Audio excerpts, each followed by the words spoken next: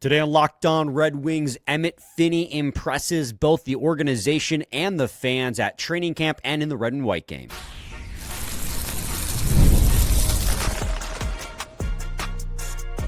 You're Locked On Red Wings, your daily podcast on the Detroit Red Wings. Part of the Locked On Podcast Network, your team every day. Welcome back to the Locked On Red Wings podcast. We are your hosts, Brian Fisher and Scotty Bentley. We are part of the Locked On Podcast Network, your team every day, and we are available wherever you get your podcasts. Scotty, we are almost back. This time tomorrow, we will be back with a preseason game to talk about. Obviously, Red Wings won 3-2 in regulation, and of course, they did a shootout afterwards in the red and white game.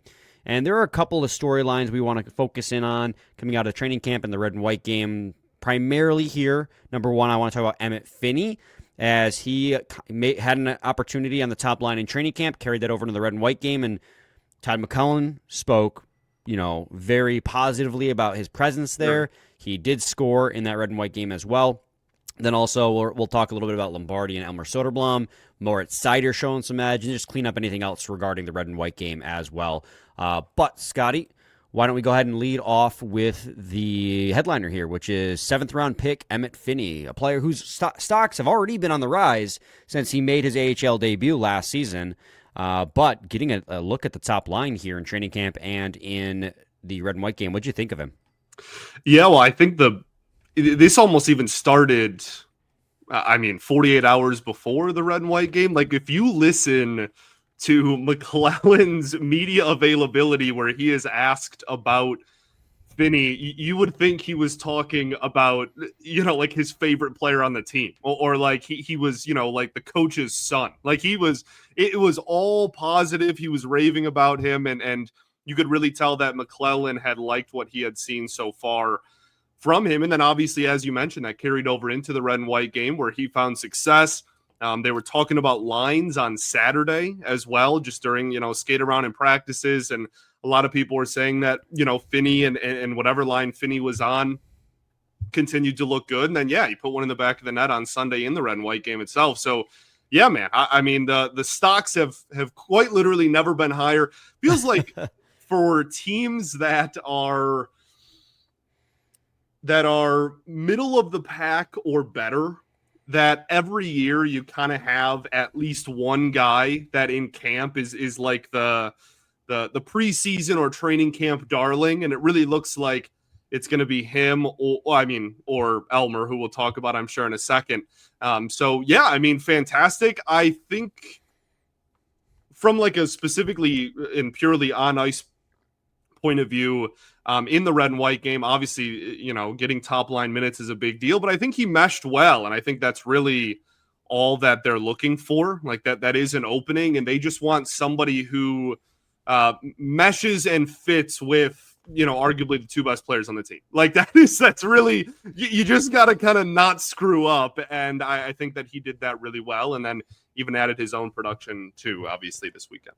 Yeah, obviously Soderblom got the first look at the top line on day one of training camp, and, they've asked McLellan about it, and he's obviously going to not commit to any one player or any one line, but, he said it was going to be probably a rotation throughout the season, but they gave Emmitt Finnie an opportunity to play with Raymond and Larkin on, I believe, day 3 of training camp, maybe day 2 too. I'm getting them all blended together in my head.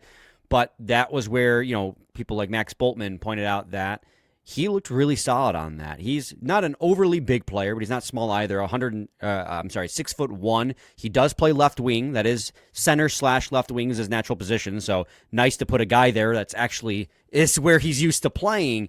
And a mix of his size, he brings some edge to that line, the ability to get into the corners and win those 50-50 battles, but has some finishing ability as well, as was put on display in the red and white game. And he played so well in training camp that was the line they rolled with into the red and white game. And, there was a little bit of a scare early on in the game where, Bob Kaiser, Larry Figueroski, and Ken Cal thought he was hurt because he was getting off the ice, not putting any weight on one leg. Turned out to just be an equipment issue with his hockey skate. thank goodness. And then he came back later, and mad props to Lucas Raymond. I mean, he forced a turnover in the neutral zone. They went down there on a 2-on-1, made a great pass after faking a shot to slide it across to Emmitt Finnie, but he did finish. So, I don't know how high the stocks are. I mean, obviously stocks are rising within the fans. Todd McClellan spoke glowingly of him just the day before that, talking about all those things that I just mentioned in terms of the positives that he brings to that line.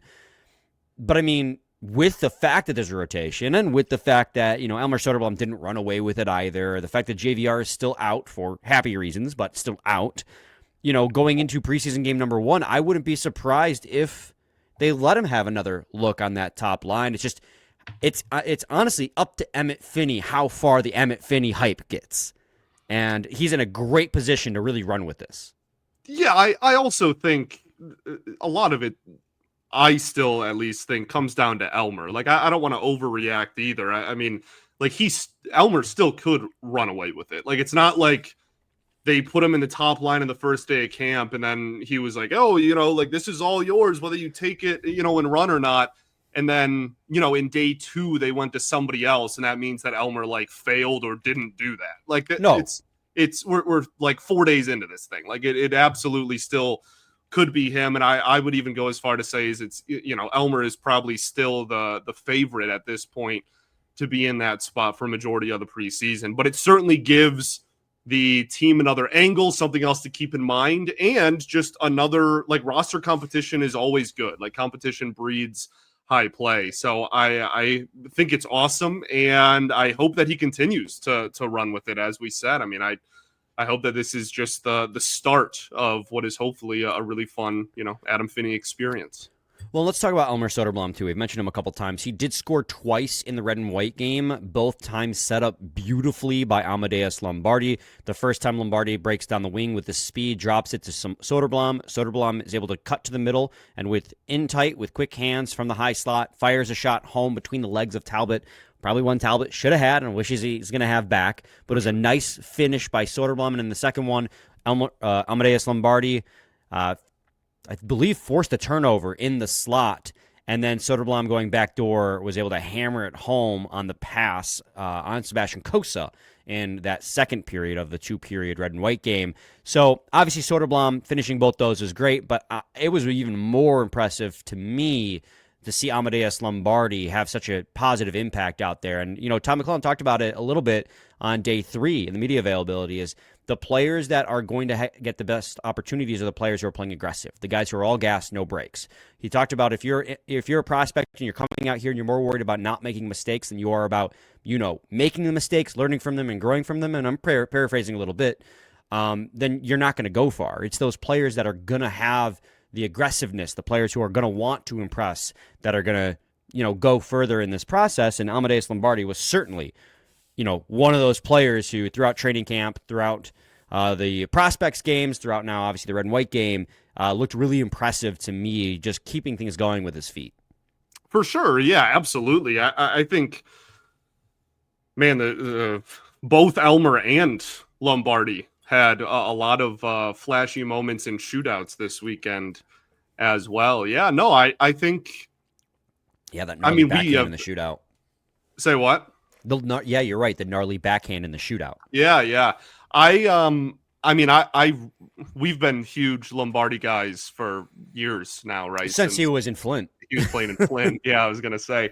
And to see the speed translate so smoothly to this level, right? Like he is still such a good skater, and when he can keep the puck on his stick, he's a difference maker, man. So yeah, I think Lombardi was great, and again, like, Elmer had a really successful weekend too, and that continues to be one of the biggest storylines of training camp, is going to be, where does he fit into the lineup card? Is he going to be a top line winger? And you saw a couple of really nice plays. He had a nice shootout moment there on Saturday. I think Friday or Saturday, whatever.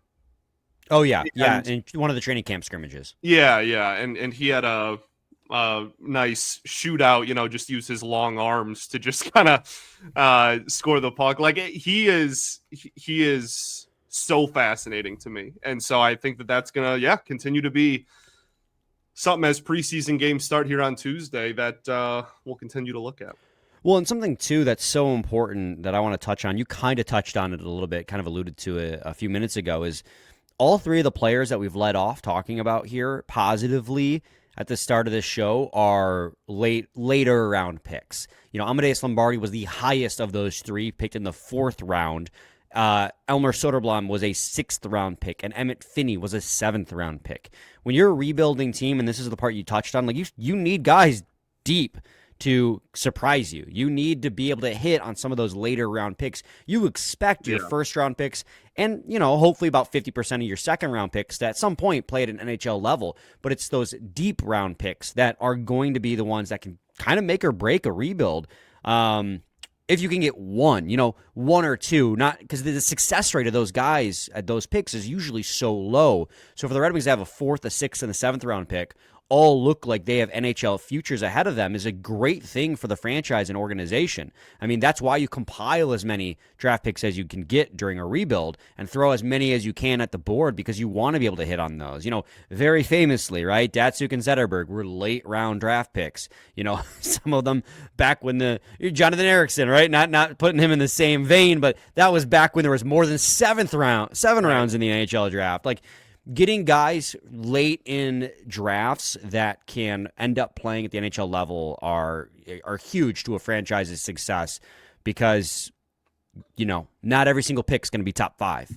So that's an incredibly exciting thing to be able to see it with this organization, is seeing those later round draft picks make that progress. Scotty, Let's head to a quick break. When we return, we'll talk about other things that stood out to us from the weekend. Stay tuned to segment 2 of Locked On Red Wings. Most people can't name all their financial accounts or even what they're worth, whether it's 401ks, properties, or investments. And when you don't have the full picture, you can end up leaving money on the table. That's why there is Monarch Money. It's an all-in-one personal finance tool that brings your entire financial life together in one clean, easy-to-use interface on your laptop or phone. Monarch is built for people with busy lives. If you've put off organizing your finances, Monarch is for you. Monarch does the heavy lifting. You can link all your accounts in minutes, see clear data visuals, get smart categorization of your spending, and finally feel in control of your money without ever touching a spreadsheet. Don't let financial opportunities slip through the cracks. Use code LOCKEDONNHL at monarchmoney.com in your browser for half off your first year. That's 50% off your first year with monarchmoney.com, code LOCKEDONNHL. Scotty, I feel the need to further clarify, because I said Jonathan Ericsson in the same breath as Pavel Datsuk and Henrik Zetterberg. I just feel the need. I might be digging the grave even deeper here. But I was just referencing him as he was the last pick in that draft, and he played in the NHL, and he played over, 500 career games in the NHL? But he is not Pavel Datsuk or Henrik Zetterberg. Keep going. This is good. I just wanted to make sure I clarified. Keep going, dude. No. You're. What, Scotty? Let's pivot here. Let's move on. What else stood out to you from the weekend? Man, Costa in the red and white game. I think that was kind of a cool thing to see him get some playing time. I think about on par with expectations. Kind of got peppered at one point, but there was also a lot of long lulls without facing too many shots either. Obviously then had the shootout as well. I think he held his own pretty well in the shootout. So not too much to take out of it, to be completely honest with you, but I do think that it's at least noteworthy that, Costa got a look in that game. Yeah, I knew he would. He would allow one goal. That was the second Soderblom goal. Wasn't really anything he could do about that. It was set up on a tee for Soderblom backdoor off a turnover in the defensive zone. So not Soderblom or not Costa's fault. I thought he looked fine in the shootout as well. I'm trying to think. I'm always trying to remember who was on what team is the struggle. So he was on Team Red, and Team White scored 3 shootout goals. That was the Casper. That was the silky smooth Casper one, the Cop backhand, and nice. all 3 of them were beautiful goals. Yeah. Casper, Cop, and Lombardi all had beautiful goals in the shootout. those were filthy. I'm not taking too much away from it negatively. He looked fine. He looked steady. Also, the first time we got to see both Pastava and Gibson as well. Gibson made an incredible save in the first on Leonard. It was a great feed, though, by Nate Danielson to Leonard, but even better save by Gibson. So I thought all four goalies played fine. Honestly, you didn't get to see too much of them because they each only played 20 minutes in this hockey game. But I didn't think any of them looked out of place in the 20 minutes we saw them. No, I agree. I mean, and then you mentioned Marco Kasper. He obviously had the flashy play in the shootout. And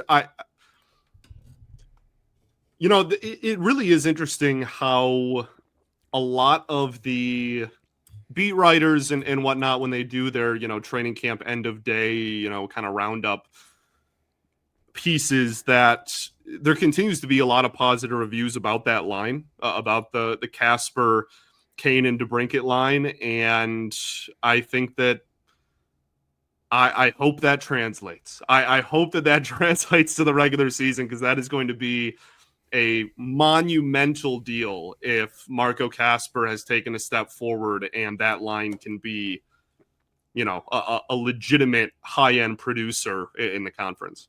I thought Kasper looked good in the red and white game, too. Obviously, you get the secondary assist on DeBrincat's goal that opened the scoring early in the first period. He carried the puck into the offensive zone, dropped it back to Kane, who found very, very on brand for them, by the way. Kane along the wing finds DeBrincat breaking down far side, who just beats Talbot with an absolute wrist rocket.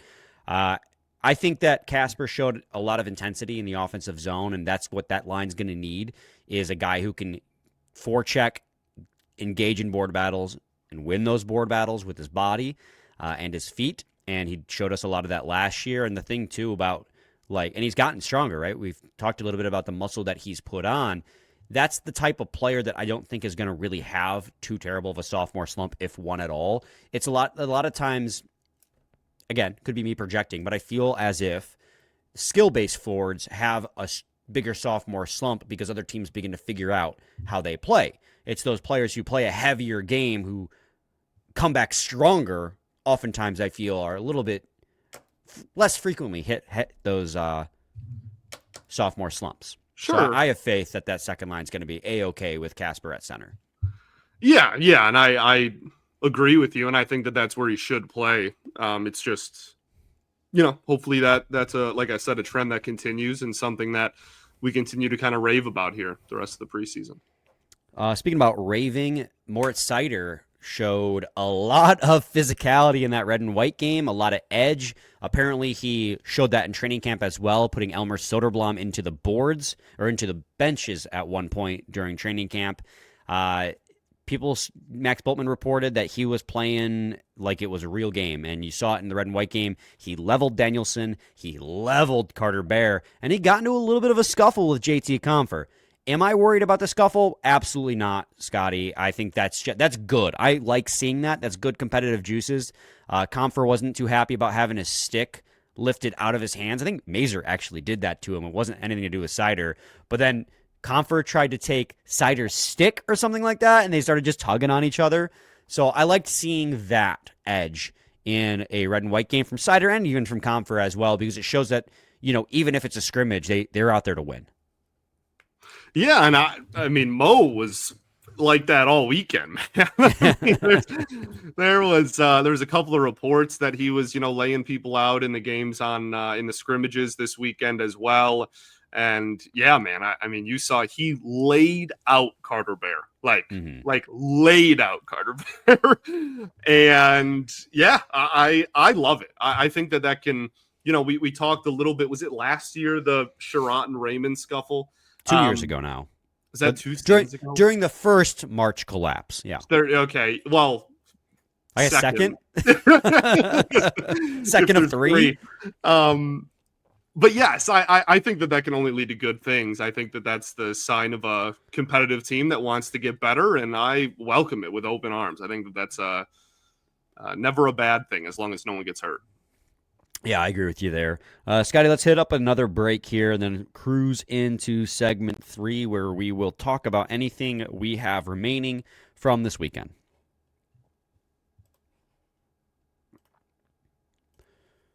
The NFL season is here, and FanDuel is making sure you're ready for kickoff with a can't-miss offer. Right now, new customers can bet just $5, and if your bet wins, you'll get $300 in bonus bets to use across the app. You're going to love using FanDuel because it fits however you like to play. Player props, building a same-game parlay, or even picking the Browns to upset the Packers. Let's go. It makes every game more exciting, whether you're watching your team or just keeping an eye on your fantasy lineup. It's quick, easy, and the best way to add a little bit more energy to your Sundays. So what are you waiting for? Download the FanDuel app now by visiting FanDuel.com to get started. That's FanDuel.com to place your first $5 bet. All right, Scotty, anything else really stand out to you from the weekend? You know, surprisingly, personally, I feel like I didn't see too much or notice too much in the red and white game from ASP, MBN, or Carter Bear. Yeah, I think that's fair. I think, yeah, ASP and Bear's biggest highlight was getting his bleep rocked. So that's not great.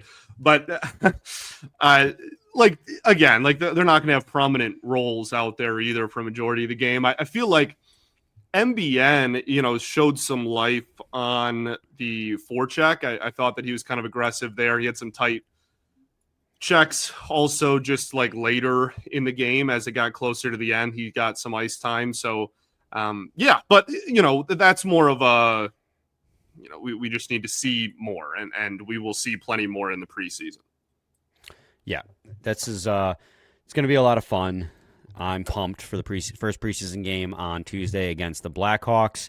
One more thing. Justin Holl definitely scored a goal in the red and white game that was not called. It looked like it went back bar out. Max Bultman, who was there, also believed it went back bar out. Justin Holl did the whole hands pointing at the net like that went in. And so Justin Holl did but didn't score a goal in the red and white game. It came back down the other end of the ice, and that is when Lombardi set up Soderblom for the second goal. So it would have been a 2-2 game in the second period, the final frame, but ended up not being a goal at all. Ended up being 3-1 at that time. I'm trying to think, and I think that's about all I had that stood out to me from those games. It can be hard because literally everyone is a Red Wing. So you're trying to keep an eye out for literally everyone. So it can be hard to track. It's also, they're trying to get a lot of people ice time. So then that means that less people have a lot of ice time and it's only 2 periods, et cetera, et cetera. Yeah. But I do think really my biggest takeaway is just that I thought the game was a lot more competitive than in years past. I don't know if that means anything. I don't know if that, directly is going to correlate to the Red Wings being better. I'm not here to say that. I'm not trying to take too much out of it, but for whatever it is worth to you, I do think that this game was actually, I would go as far to say it is the most competitive red-white game since I started doing this show. I think honestly pretty comfortably. A lot of hits being finished, as we talked about, a lot of tight checks. And as I'm sure you were about to say just then, is at the end of the game, it actually got, It looked like a regular season NHL game. There was a press by, the Red team that was losing to go and try to tie it up and everything. I mean, it was competitive hockey. And I think that kind of stuff, while I'm not going to say it, directly correlates to X amount of wins, it does matter to me. So I liked to see that. Yeah, I like to see the players out there, like Todd McClellan said. You don't want to see players riding the brake at any point, be it in training camp, be it in the red and white game, be it during the season. You want to see the players giving it their all whenever they can. And I thought, and as you alluded to there, the end of the game, down 1, when the Team Red pulled their goalie, it became a really tight game. All of a sudden, because there was a lot more, it was a little loosey, a little loose in the first 35 minutes of that hockey game, right? A little loose, a lot more playmaking opportunities. People were finishing their checks, but nobody was, outside of Moritz Seider, was trying to annihilate people. Was it Saturday? Seider checked Elmer into the bench, dude. He's a maniac. He's a legitimate psychopath, and I love it. Yeah, I mean, like if you've been paying attention to Moritz Seider, this is nothing new. I mean, I think he had like 100. I'm trying to remember because 2 seasons ago he had 200 block shots and 200 plus hits. Yeah. And then this last season he hit 200 in one of those categories and it was like 180 in the other. So at bare minimum, it was a 200 hits, 180 hits this last year. Or it could have been 180 block shots and 200 hits. I can't remember. I got the stats flipped over in my head. I can't remember which one was which. But regardless, like he always throws a lot of hits. We might not notice it as much because we've gotten more used to it lately. But definitely stood out in the red and white game for sure. But yeah, we got a first preseason game on Tuesday, so we will preview a game tomorrow. Although I don't know how you preview a game where you don't even know the players that are going to be playing in it, but we're going to try our best. We're going to give it our darndest. We're going to do 30 minutes on a preseason No, I'm just kidding. I wouldn't subject you guys to that. We'll figure something else to talk about along with the preview. Scotty, do you have any final thoughts? We ball, baby. We do ball. We'll be back with a new episode tomorrow. Stay tuned for that. Same time, same place. It's your team every day.